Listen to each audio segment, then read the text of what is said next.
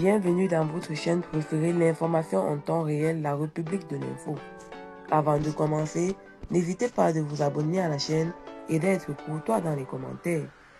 Rejet des vieilles élites de la France, détricotage du dispositif sécuritaire régional, l'arrivée des Russes dans la sous-région pourrait bien être accélérateur et le révélateur d'un changement de paradigme.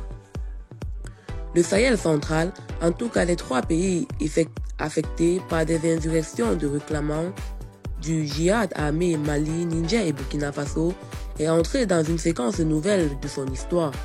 Depuis 2020, le Mali et le Burkina Faso ont chacun connu 2 coups d'État portant des militaires au pouvoir.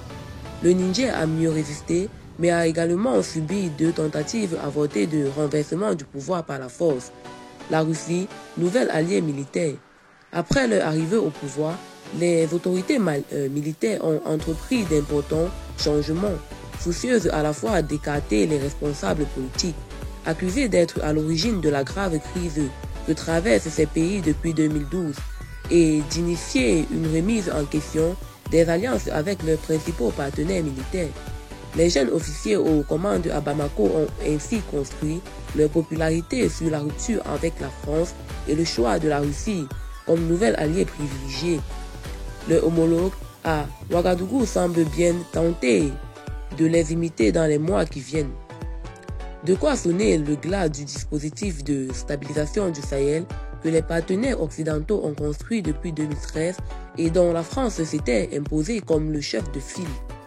Les opérations militaires françaises Barkhane et européennes Tabuka ont pris fin.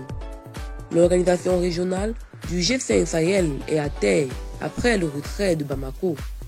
La mission onusienne de stabilisation du Mali, la MINUSMA, subit une série inquiétante de défections qui font douter de son avenir. Malgré les investissements financiers conséquents, mais sans commune mesure, avec l'appui apporté à l'Ukraine, faut remarquer des autorités sahéliennes et d'intenses efforts diplomatiques. Ce dispositif n'a jamais démontré sa capacité à endiguer l'avancée des mouvements djihadistes ni trouver les moyens de soutenir le déploiement effectif de l'État dans les territoires ruraux tombés sous l'influence des différents groupes insurgés. Rhétorique martiale. La séquence actuelle ne se limite pas non plus à un changement de partenaire extérieur. Elle est marquée par une profonde remise en cause des élites politiques vieillissantes, dont certains, notamment au Mali, étaient au pouvoir depuis les années 1990. C'est en cela aussi que la période actuelle représente un tournant. Eh bien, c'est tout pour cette note d'information. N'hésitez pas à mettre en commentaire vos impressions et à très bientôt pour une nouvelle note d'information.